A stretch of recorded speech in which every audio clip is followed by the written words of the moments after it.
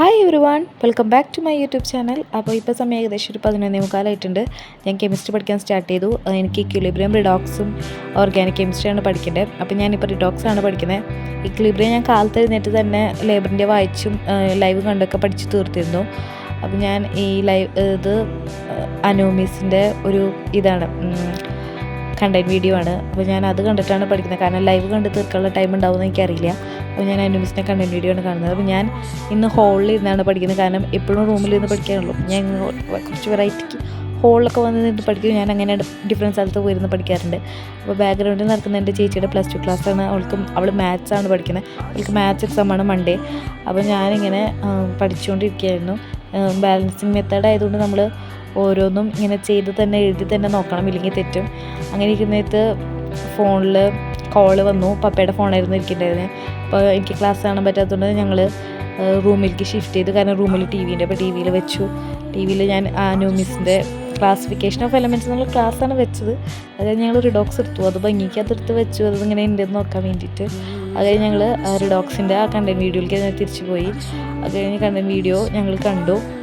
അത് കഴിഞ്ഞ് കുറച്ച് നേരം ലാഗ് അടിച്ചപ്പോൾ ഇങ്ങനത്തെ കുറച്ച് വിഷ്വൽസൊക്കെ എടുത്തു. വെറുതെ ഒരു തരം സുഖിയിടുക അത് തന്നെ.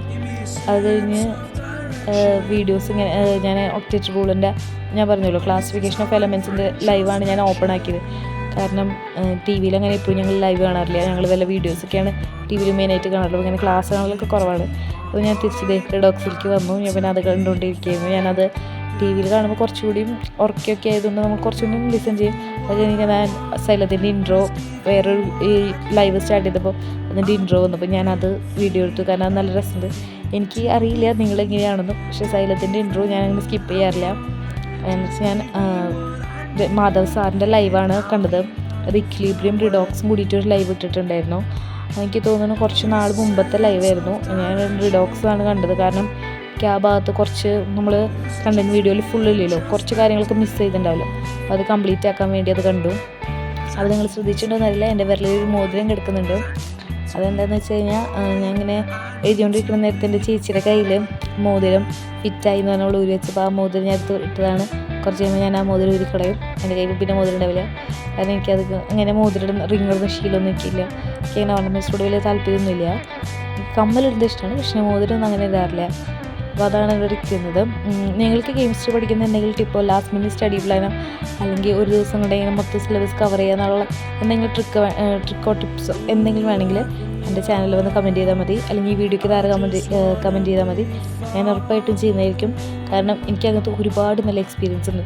ഞാനൊരു പരീക്ഷയുടെ തലേ ദിവസം പഠിക്കുന്ന ഒരാളാണ്. ഇപ്പോഴും എൻ്റെ 2 ചാപ്റ്റേഴ്സ് പഠിച്ച് കഴിഞ്ഞിട്ടില്ല.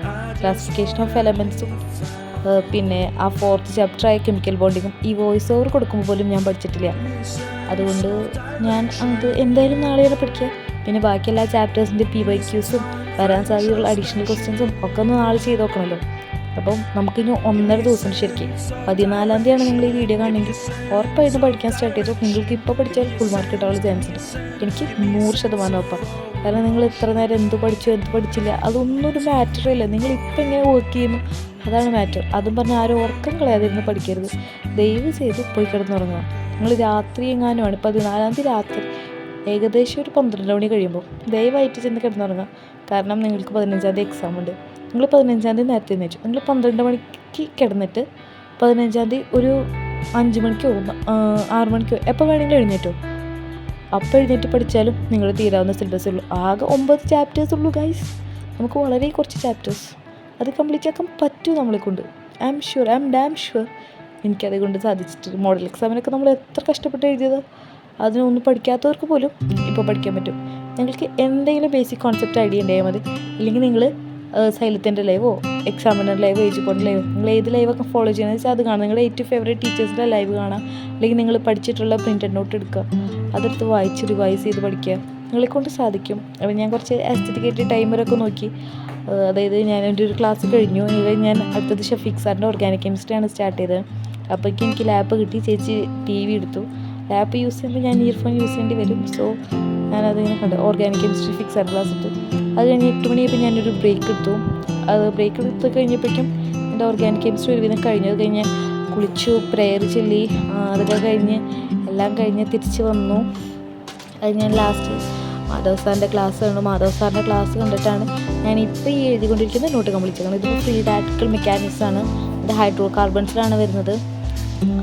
CH3യുടെ പ്രിപ്പറേഷനല്ല, കെമിക്കൽ പ്രോപ്പർട്ടീസിൻ്റെ ഭാഗത്താണ് ഫ്രീ റാഡിക്കൽ മെക്കാനിക്സ് വരുന്നത്. അങ്ങനെയാണ് ഇത് ഞാൻ എഴുതിക്കൊണ്ടിരിക്കുന്നത്. എൻ്റെ വിഷ്വൽസാണ് നിങ്ങൾ കണ്ടുകൊണ്ടിരിക്കുന്നത്. അപ്പോൾ അങ്ങനെ കുറച്ച് നേരം നോട്ട് എഴുതി. അത് കഴിഞ്ഞ് എനിക്ക് ആക്ച്വലി ഇതൊരു റിവിഷൻ പോലെയാണ്, ഒപ്പം പഠിക്കൽ പോലെയാണ്. കാരണം മോഡലിന് വേണ്ടി പഠിച്ചതാണല്ലോ. അപ്പോൾ ഞാൻ അങ്ങനെ കുറച്ച് കാര്യങ്ങളൊക്കെ റിവിഷൻ ചെയ്തു. പിന്നെ ഓർഗാനിക് കെമിസ്ട്രി ഞാൻ മുന്നേ പഠിക്കും, കാരണം എങ്ങാനും ലാസ്റ്റ് മിനിറ്റിൽ പ്രിപ്പയർ ചെയ്യാൻ പറ്റിയില്ലെങ്കിലും എന്ന് വിചാരിച്ച്. അപ്പോൾ ഓർഗാനിക് കെമിസ്ട്രി ഞാൻ ഓൾറെഡി പ്രിപ്പയർ ചെയ്യണ വീഡിയോ നിങ്ങൾക്ക് ഇട്ടിട്ടുണ്ടല്ലോ. അപ്പോൾ ഞാൻ അങ്ങനെ പ്രിപ്പയർ ചെയ്ത് പഠിച്ചതുകൊണ്ട് ഞാൻ വീണ്ടും വെച്ചപ്പോൾ എനിക്കൊരു റിവിഷൻ പോലെയായി. ഇനിയിപ്പോൾ നാളെ വേണം എനിക്ക് ക്ലാസിഫിക്കേഷൻ ഓഫ് എലമെൻറ്റ്സും കെമിക്കൽ ബോണ്ടിങ്ങും പഠിക്കാൻ. നിങ്ങൾക്ക് അതിനെ പറ്റിയോ അല്ലെങ്കിൽ മൊത്തം സിലബസ് ഷോർട്ടാക്കിയിട്ടുള്ള എന്തെങ്കിലും വീഡിയോസ് വേണമെങ്കിൽ പറഞ്ഞാൽ മതി. കാരണം ഞാനത് ഉറപ്പായിട്ടും ചെയ്യും. കാരണം എൻ്റെ റുട്ടീൻ എങ്ങനെയാണ് ലാസ്റ്റ് മിനിറ്റ് സ്റ്റഡി ആയിരുന്നു. ഞാൻ ഈ അടുത്താണ് ഇങ്ങനെ പഠിക്കാൻ തുടങ്ങിയത്. അതായത് നേരത്തെ പ്രിപ്പയർ ചെയ്യുക അല്ലെങ്കിൽ ഒരാഴ്ച മുമ്പ് പ്രിപ്പയർ ചെയ്യുക, അതൊക്കെ ഞാൻ ഈ അടുത്ത് തുടങ്ങിയ ശീലങ്ങളാണ്. എനിക്കത് വലിയ പരിചയമില്ല. അപ്പോൾ നിങ്ങൾക്ക് അങ്ങനത്തെ എന്തെങ്കിലും വേണമെങ്കിൽ കമൻറ്റ് ചെയ്യാം.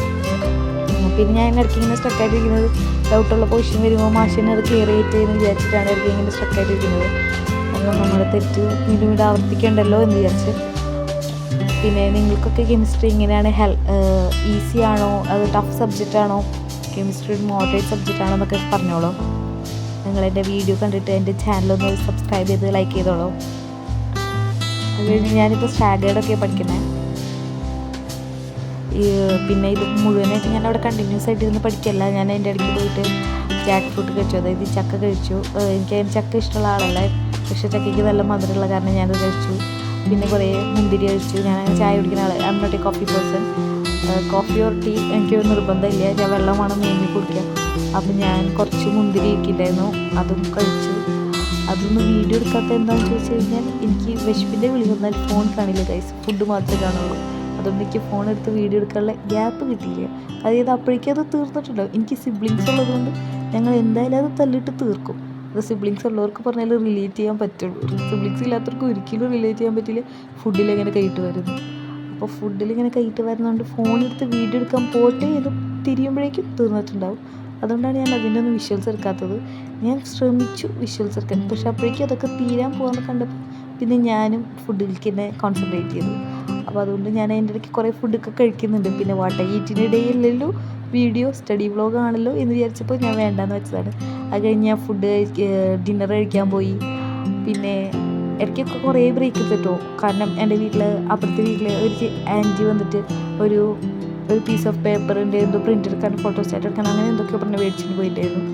അപ്പോൾ അങ്ങനെ കൊണ്ടുപോയതിനൊക്കെ അങ്ങനെ കുറേ സമയം കളഞ്ഞു. പിന്നെ വെറുതെ കുറേ നേരം ബ്രേക്ക് എടുത്ത് ഇങ്ങനെ കാഴ്ചകൾ കണ്ട് ബ്രേക്ക് എടുത്ത് നേച്ചർ ആസ്വദിച്ച് ബ്രേക്ക് എടുക്കുക എന്നുള്ളത് എൻ്റെ റൂട്ടീനാണ്. ഇപ്പോൾ അതേ സമയം 11:40, അതായത് ഈ വീഡിയോയ്ക്ക് വോയിസ് ഓവർ കൊടുക്കാൻ തുടങ്ങിയ സമയം 11:40 ആയിട്ടുണ്ട്. 35 ഒക്കെ ആയിട്ടുള്ളൂ, പക്ഷെ ഇപ്പോൾ 40 കഴിഞ്ഞു.